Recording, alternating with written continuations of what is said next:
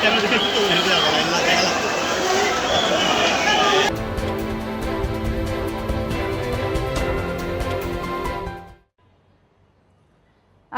আলাইকুম। বাংলার কণ্ঠ নিউজে স্বাগত জানাচ্ছি আমি রুমানা। করাইল বস্তিতে আগুন, গৃহহীন হাজারো মানুষ।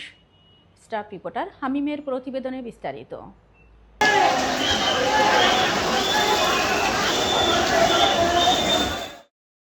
বিকেল 5টা 22 মিনিটে করাইল বস্তিতে আগুনের খবর পাওয়া যায়। প্রথমে দমকল ইউনিটগুলো দ্রুত পাঠানো হলেও যানজট ও সংকীর্ণ গলির কারণে গাড়ি সরাসরি ভিতরে ঢুকতে পারেনি। আগুন এত তীব্র ছিল যে দ্রুত ছড়িয়ে পড়ে। পরে মোট 19 থেকে 21টি ইউনিট কাজ শুরু করে। প্রায় 5 ঘন্টা চেষ্টার পর রাত 10টা 35 মিনিটে আগুন নিয়ন্ত্রণে আসে। আগুনে করাইলের ঘরবাড়ি পুড়ে হাজারো হাজারো মানুষ রাতের আঁধারে আশ্রয়হীন হয়ে পড়েছেন, যাদের মধ্যে একাধিক পরিবার, শিশু, বয়োজ্যেষ্ঠ, অসহায়, এখনও আশ্রয়হীন, অনিশ্চিত ভবিষ্যৎ। তবে সংবাদ অনুযায়ী কোনো হতাহতের খবর এখনও পাওয়া যায়নি।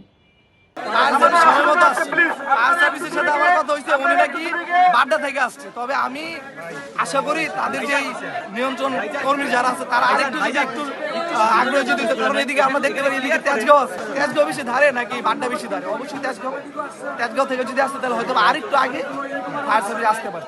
আর আরেকটা কথা আমি সবাইকে বলতে চাই, আমি যখন ফায়ার সার্ভিসে একজন স্যারের সাথে আমার কথা হয়েছে সর্বপ্রথম থেকে শেষ পর্যন্ত আমি ছিলাম, তো এখানে যখন আসি তখন আমি বললাম যে স্যার আপনারা গাড়ি কটা ঢুকেছেন, বলছে যে 2টা।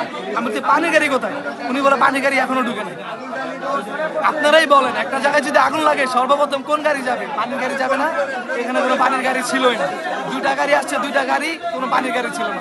ওরা পাশে দিয়ে একটা লেক ছিল, ওই লেকে আমি নিজ দায়িত্বে সবাইকে দেখাইছি, কারণ ওরা কেউ কিছু চিনে না। আমি নিজেতে গিয়ে পানি দেখা, ওই পানি দিয়ে মিশিং দিয়ে তারপর পানি নিয়ে এসেছি। বড় বড় উদ্যোগের কর্মকর্তারা, সেনাবাহিনীর স্পেশাল ফোর্স, সেনাবাহিনীর হেলিকপ্টার এখানে কিন্তু আসে নাই, আইসা আমাদের এখানে পানি দেয় নাই।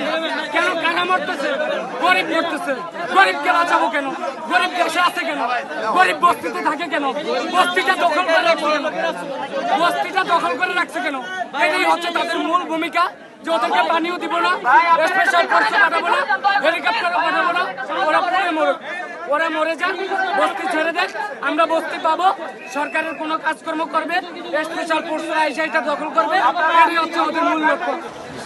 যে আপনি তো এই এলাকার স্থানীয় বা এখানকার বাড়িওয়ালা, আগুনটা কখন লাগে এবং কিভাবে? আনুমানিক 4:30টার দিকে শুরু হয়েছে, এই মাথা থেকে খালপাড়ের ওই কর্নার থেকে শুরু হয়েছে। হ্যাঁ, ওই কর্নার থেকে শুরু হয়ে আগুনটা ভাইসে এইদিকে আসছে, কি বাতাসের সাথে আগুনটা এদিকে আসছে, আস্তে আস্তে চতুর্দিক ছড়াই গেছে। মূলত আগুনের সূত্রপাতটা কোন জায়গা থেকে বা কিভাবে হয়? সূত্রপাতটা হয়েছে এই একটা চার দোকান থেকে। চায়ের দোকান? যত সময় আমি জানতে পারছি চার দোকান থেকে আগুনের সূত্রপাত, ওখান থেকে সূত্রপাত আগুনের। ওখানে কি গ্যাস বিস্ফোরণ হয়েছিল বা তেমন কিছু? বা একটা গ্যাস বিস্ফোরণ হইতে পারে, এছাড়া তো কোনো পথ নেই। চার দোকানে তো গ্যাস, মানে আপনি জানেন না সঠিক? সঠিক আমি জানি না। ওখান থেকে আগুনের সূত্রপাত চার দোকান থেকে। চার দোকান থেকে খালপাড়ে আনুমানিক 4টায় শুরু হয়েছে। 4টা।